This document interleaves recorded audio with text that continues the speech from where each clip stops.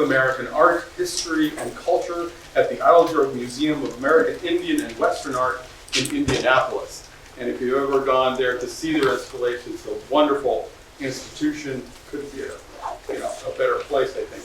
Scott received his PhD in American Studies at the University of Minnesota in 2011. His dissertation, in fact, is essential reading for those interested in how historical narratives are structured, both from within and by those outside of the indigenous community. I love the title. It's called Trickster Skins, Narratives of Landscape Representation and the Myaamia Nation. And I dip into it every once in a while, and there's always something new that they come up, an understanding and an insight that Scott has provided that I thought, wow, that's remarkable, not only in the text, but also in the notes. So it's well worth just really getting into. Prior to joining the Idle Museum in 2015, Scott worked at the Science Museum in Minnesota, focusing on the reparation of indigenous heirloom seeds.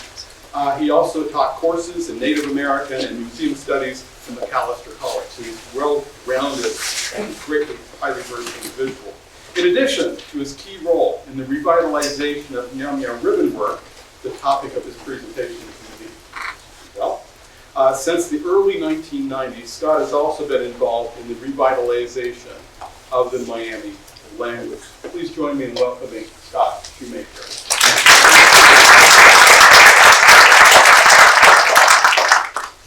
Name is Bob, and name is Cynthia for inviting me to speak this evening. Aya, chekiwe malaka koke, peepankišaapiikahkia malaka koke, mogipe koki. So my name's Scott, and as Bob mentioned, I don't need to say anything else about myself after that. So I just wanted to thank everybody for coming this evening, and for the Art Museum for helping put this together with the Myaamia Center staff for a great exhibit. And it's really wonderful to be able to have these items come back home and be with the relatives again. And so that's a real important part of my journey in terms of ribbon work.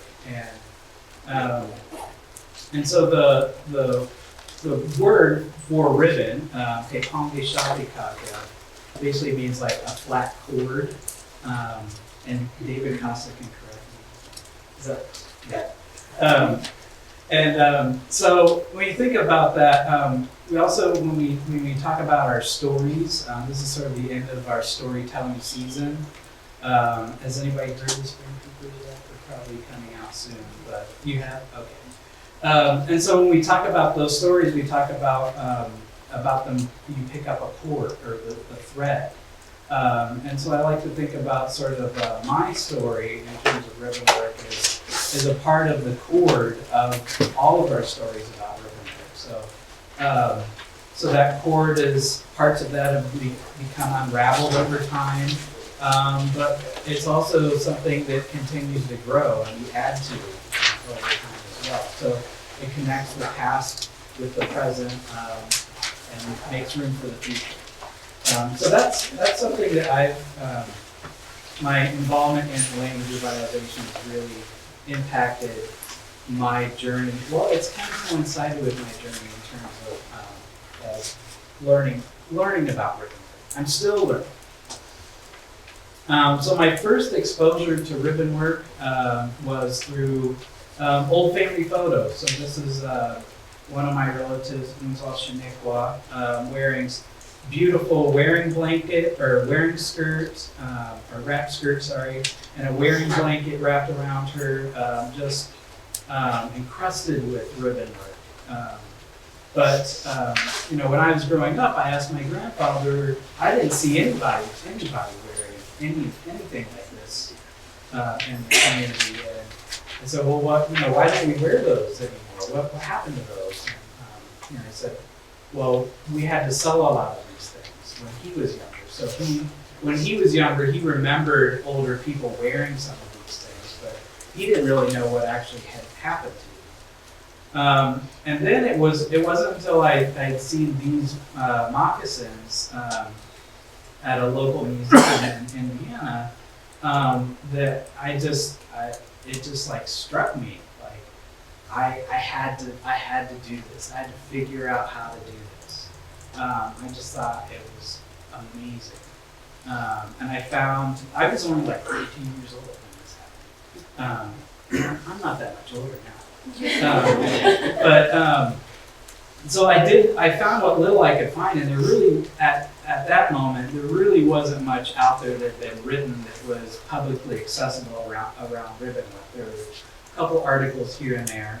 And so I started experimenting, and then I was luckily, I met an Osage woman named Margaret Ann Bird that does ribbon work too, and she gave me some pointers, and she gave me some of the things that she had about ribbon work. And so, I started finding as many photographs as I could of items like this that I was aware of, and trying to experiment with replicating some of these various patterns. But then, it wasn't just about sort of the learning sort of the basics of the physical process of making ribbon work. And it really, like I said, coincided with my understanding of our language and our history and all these things, and how it's a part of our relationship to our homelands. So this is a map of our homelands and our families' relationships to those places. So these little diamonds are representations of places that I know that my family has lived throughout our historic homelands. And that our language comes from this land. Our language comes from that place. We come from that place. And our arts that we made came from that place. So they were part of our daily lives. So very much influenced by all of that. But then you have colonization. So fast forward to removal that split Miami people apart, and basically creating these three different areas where Miami people would be concentrated, and then within that, allotments was another way in which that land was taken away from us again. So it created this, removal started the diaspora of Miami people, but then it really fragmented and scattered us as a people across a vast stretch of geography. So a little bit about some of my family that stayed in Indiana. So they had, my one side of the family is a descendant of Chief Myaamia, so they had an exemption from one of the treaties for removal, and had a 5,400 acre reservation just north of Marion, Indiana. And that was allotted in 1872, and basically within about 20 years, that land was pretty much gone. And then another side of my family are the descendants of Francis Slocum, who had a congressional exemption from removal, and had a small plot of land on the Mississippi River, and that was eventually lost as well. But then some of my family also went to Kansas after removal, so we're related to Thomas Richardville here, and so traveled out to Kansas. My relative George Shopendosio was received one of the allotments in Kansas, and my relative Doug Peepankišaapiikahkia took this really great picture, because I've never been to this place. I've been out to Myaamia pretty much ever since I was a young kid, but I've never been to the lands in Kansas. And so this is a very special gift that Doug gave to me, because he didn't tell me he was doing this. But, he wanted to borrow my moccasins. So these are a pair of moccasins that I make for the project he was doing, was documenting the Kansas reserve lands, and then he found where George Shopendosia's allotment was, and he put the moccasins there. So that's a pretty special gift.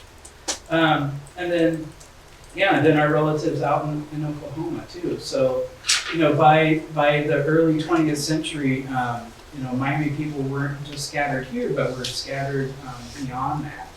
And then, what goes with that too is around that time, there was the kind of the salvage anthropology going on, where anthropologists came into communities and collected a lot of things.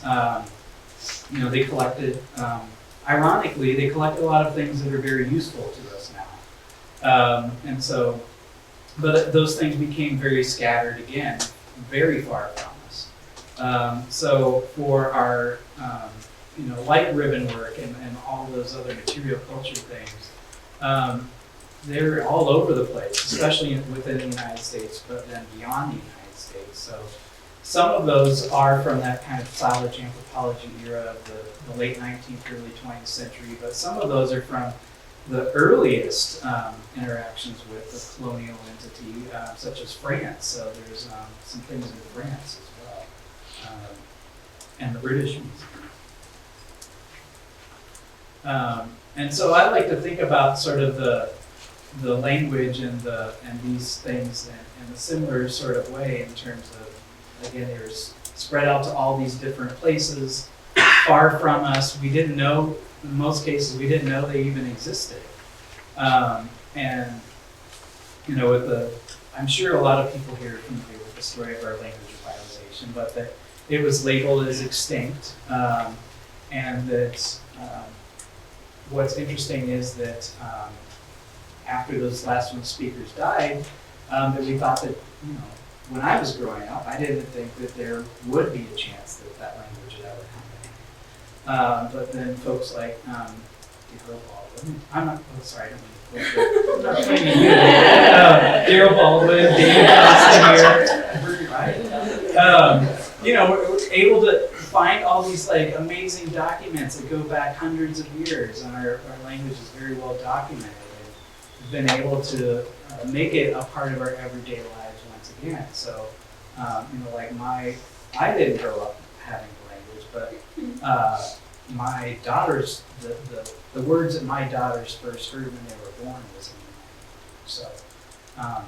So there's this, this ability that we have to bring it back and to make it to carry the language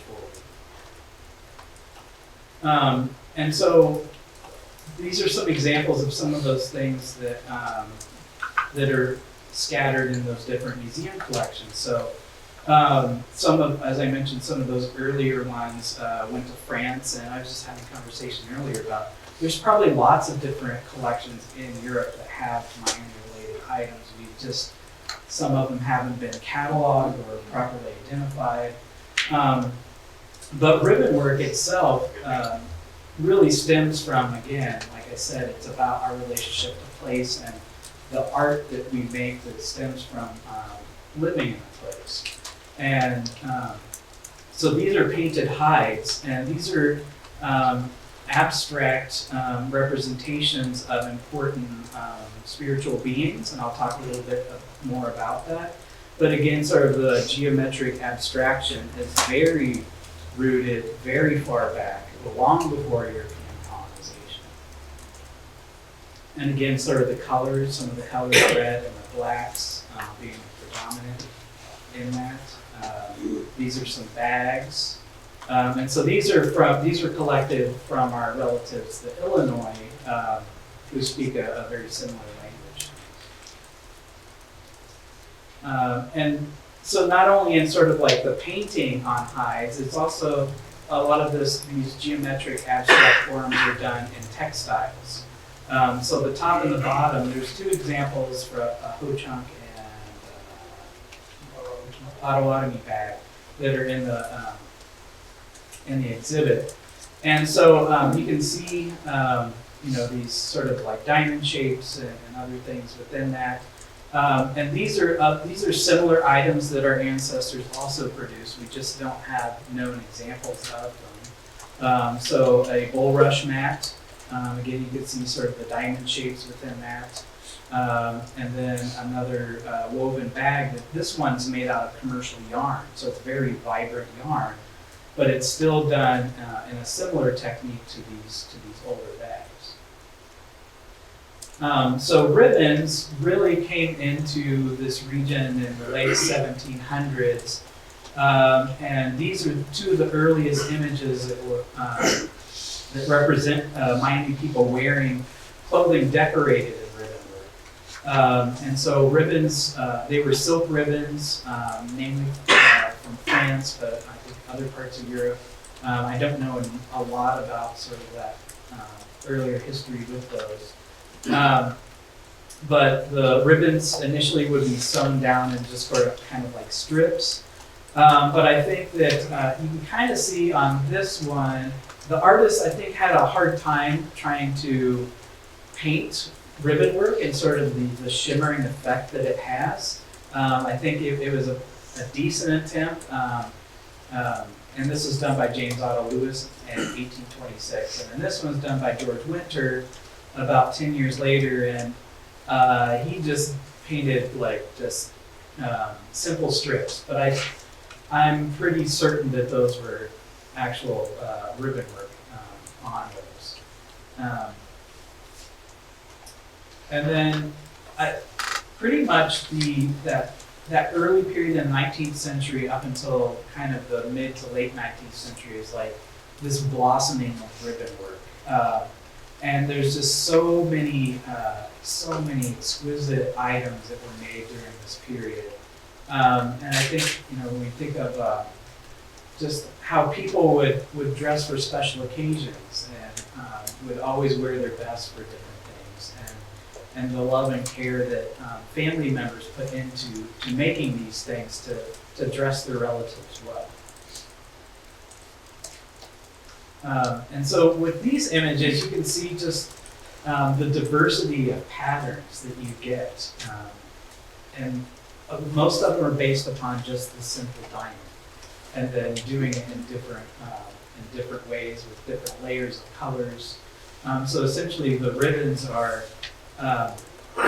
layered on top of each other, almost like roof shingles, and then you cut a perpendicular slit into the ribbon and fold it under to reveal the ribbon that's underneath. And so it creates all these amazing geometric shapes. And so when I started, I was fortunate to have a research grant, 10 or 15 years ago, to go and look at some of these items in different museums. And with a lot of museums, collections, the provenance, the history of those objects are iffy at best. But what was great was, like at National Museum of American Indian, one of those salvage anthropologists was a very good record keeper too, named Mark Raymond Harrington. I think his notes are in Exhibit 2. And so he wrote the names of the people that he collected the items from, even the price that he paid for them, which I guess, you have to take in terms of inflation, but I was like, wow, he didn't pay that much for them. But we're able to connect these to different people. Whether it was these people that are wearing them that they were actually made for, or if they're more family heirlooms that were passed down that other people in their family wore. But we can kind of connect a lot of these to particular families. So kind of going back to some of those ideas about learning about sort of the deeper layers of meaning with them, and going back to some of those earlier items that I mentioned that are sort of the precursors of ribbon work, and is that those special beings that live in the Kishikwe, the sky, and the Ashikwe, the earth, and those are the thunder beings, who are very important beings, and the Lenapinja, the underwater panther, who lives in the waters and controls sort of that area of the earth. And so, as I mentioned, these abstractions of their forms, so that the Chingwea, the thunder beings, being often taking an hourglass shape, But then when you put two hourglass shapes together, it creates a diamond. And then a lot of times the form of the underwater panther takes on this elongated kind of hexagon. But then within that, you can see there's also the thunder being forms within that. So there's always this like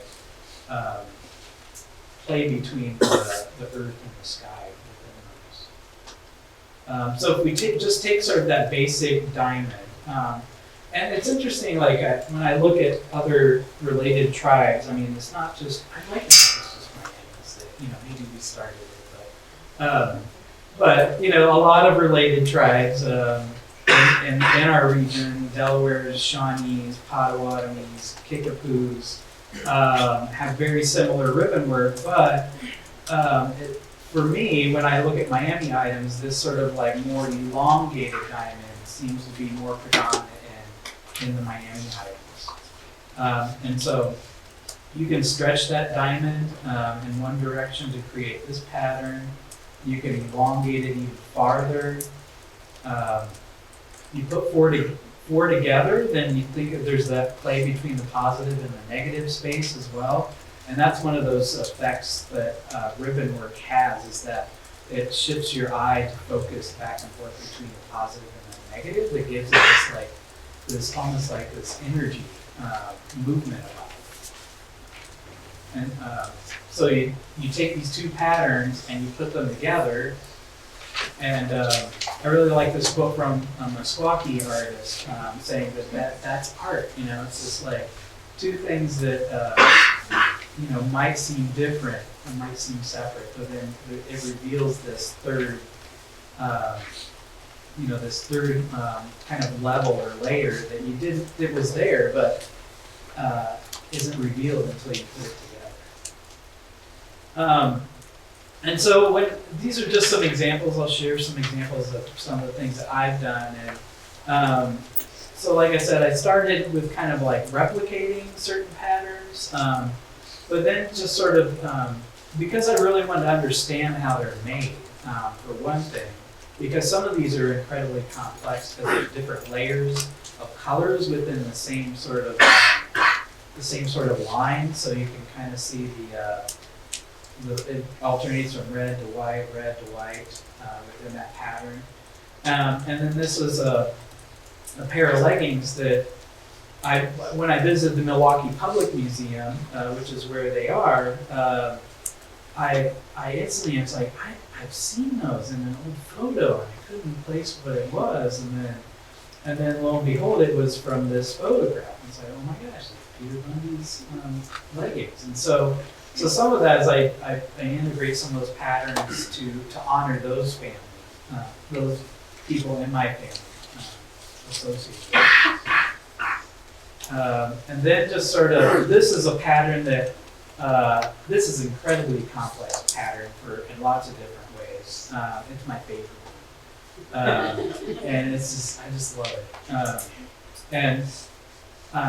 So it kind of inspired me for making this pattern it's called a slip pouch bag, but you only really see these done in hide with quill work, and most of those are in European collections, and a lot more collected within the Great Lakes region in the 1700s, early 1800s. So I was always like, well, I want to make one of those, but I want to make it like with ribbon work. So I started experimenting with something inspired by this pattern, but then also, it's referencing the thunder beams with that X pattern. And let me backtrack too. Is I don't use silk ribbon because silk is like super expensive.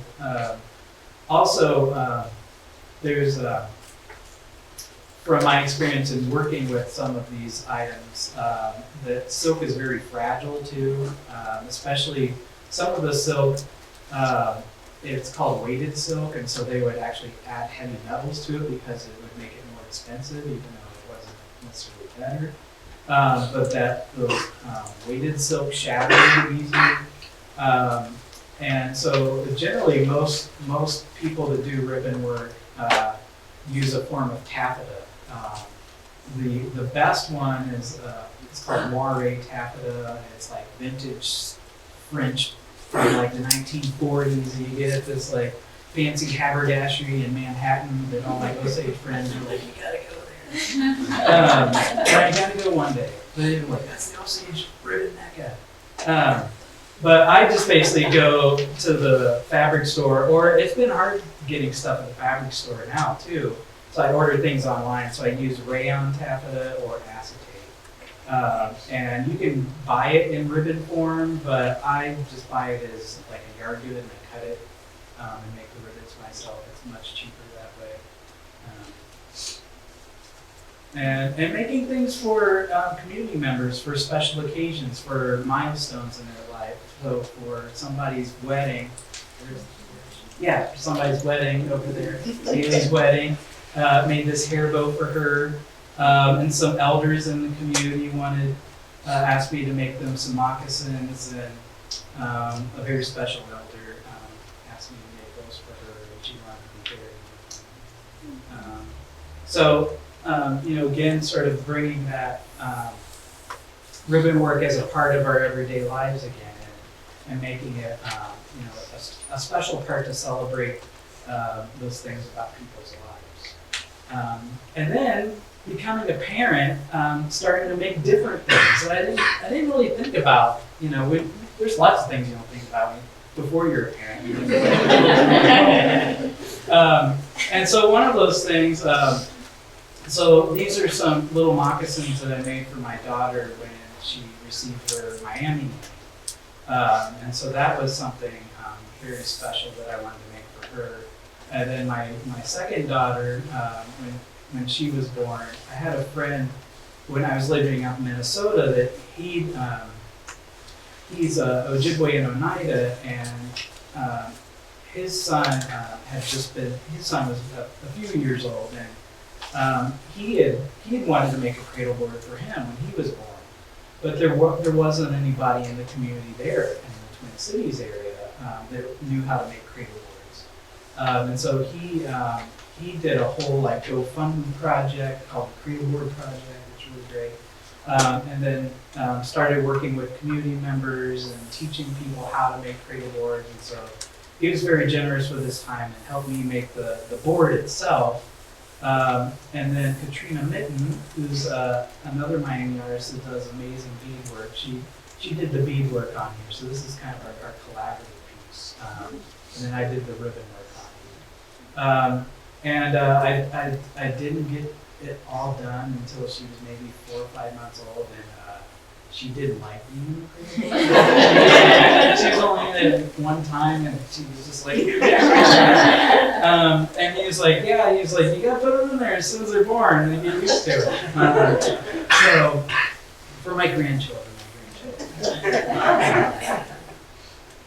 And then, so making things for my daughters. So these are moccasins I made for my older daughter. And then this is actually ribbon work that I had started making for my great aunt. I was going to make her a whole Miami outfit, and she passed away before I was able to finish it. So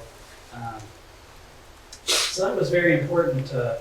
I was just kind of looking through some of my old projects. I have a ton of unfinished projects at home, and so I was like, oh, I'd forgotten about that. And I said, well, this is perfect to make a wrap skirt for my other daughter. So she danced that first time at the powwow in Oklahoma this past summer. So we are out there dancing. Very proud of that. I'm very proud of them. And so, again, sort of like thinking of making it a part of my family's everyday lives, but then how do we do that within our broader community? So the Myaamia Center got a NEA grant to help with this, and doing some a booklet, and then community workshops, and then the exhibit here is kind of an extension of that as well. So a lot of people in this room were really instrumental in doing those workshops, and it was really great to see people that some people I didn't know they were so talented. It was really amazing, and they just did a really fantastic job. And I think there's quite a few people that have really caught the bug too. So I'm glad that that's taking place. It's another one we did in Indiana. And then again, so my daughter and I received a Traditional Arts Indiana apprenticeship grant from Indiana University 2 years ago. And so it was basically she had been interested in ribbon work and wanting me to teach her. I wasn't quite sure whether she was ready or not. But then about a year ago, it seemed like she was getting to that point where she could sit down and really focus on doing it. So the grant really enabled us to set the time aside to really focus on it. And so we would work on it an hour, just an hour every Tuesday, every week. And I was also very intentional about trying to use as much of the language as possible. So it also expanded our own vocabulary and some of the terms that we were using.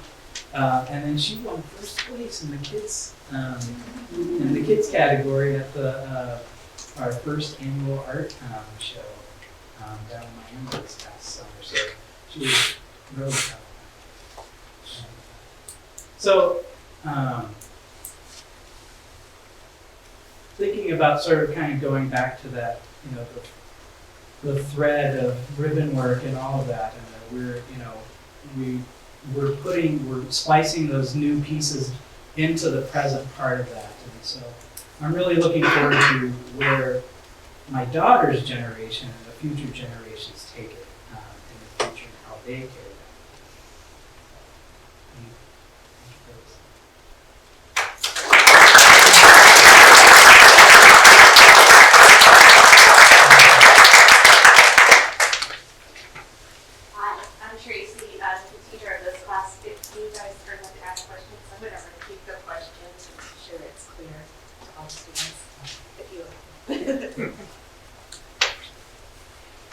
I'm interested in the skins that were decorated. What was the time period of that? What was the time period of the skins that you presented? Probably the late 1600s through mid 1700s. Can you say? How did they get to France? How did they get to Oh, France? yeah, that's a good question too. I don't know enough about that. I would assume, as gifts to people, or the Jesuits were really embedded in different communities. So perhaps some of the Jesuit missionaries. Anybody else?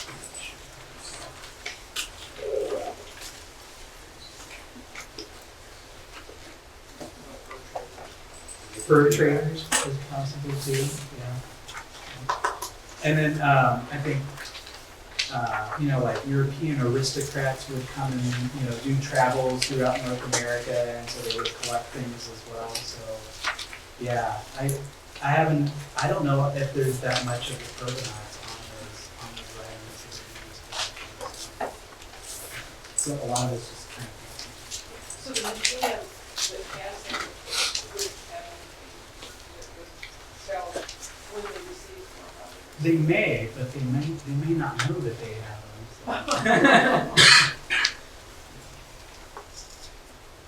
For the workshop, what kind of ribbon will you be using? Will it be hand cut or? For the workshop, what kind of ribbon will you use? Will it be hand cut or not? Extras? Karen's gonna be teaching that. Oh, there, okay. The workshop that Bob was referring to is next Wednesday at 7, which is March 11th, I believe, and we're going to be using taffeta and yarn cutting and doing handwork for that. So there is a workshop, the ribbon making workshop next Wednesday at 7, and they will be using hand cut taffeta to make the ribbon. Where did members of the tribe get silk? Where did members of the tribe get silk? Yeah, from European mainly manufacturers. That's we were just talking.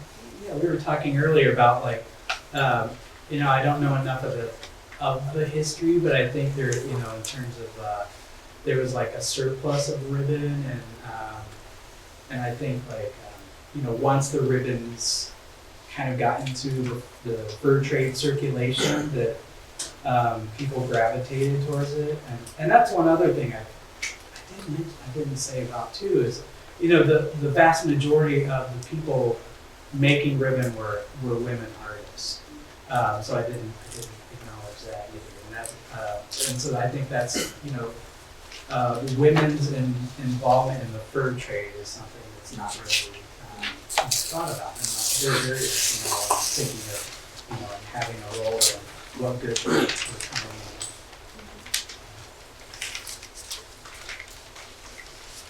Scott used the word collective, collections, and so on. That's a fairly good term to describe what perhaps really happened. Yeah. Among myself, anthropologists, and fur traders, and entrepreneurs, and so on. So the comment was collecting was a fairly benign term as to what actually probably really happened.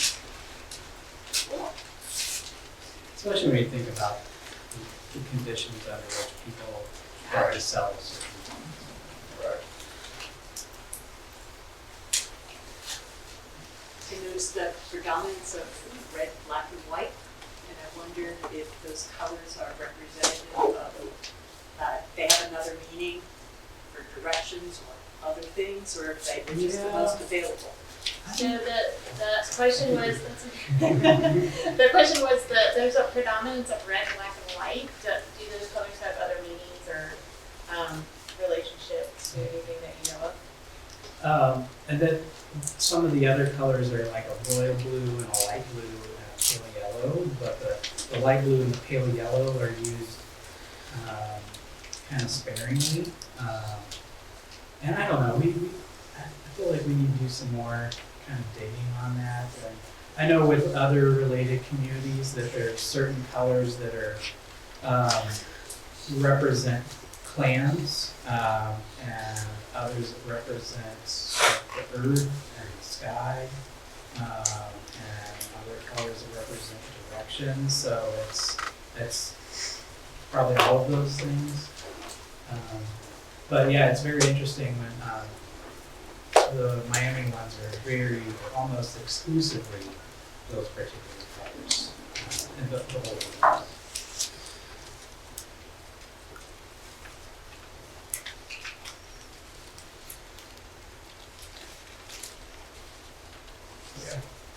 So I've never seen Waffle Pizza picture, and I'm noticing a trend with these men wearing leggings, and they're surprisingly baggy.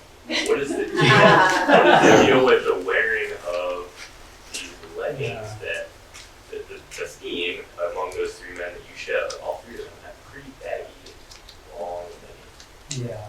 I'm just interpreting that. What is you notice from the pictures that the leggings were very baggy. So what is was that a trend, or can you talk about why are they so baggy? Yeah, George and I were just talking about that. Earlier we went through the exhibit, and I think again, sort of maybe they weren't made for him, and maybe they were his fathers or somebody else in his family that were handed down to him. And I know that there's also one of those ways in which clothing was really an important part was through the adoption ceremony. So when you would make somebody a relative, you would make a new set of clothes for them. So I don't know how that came. Yeah, I don't know.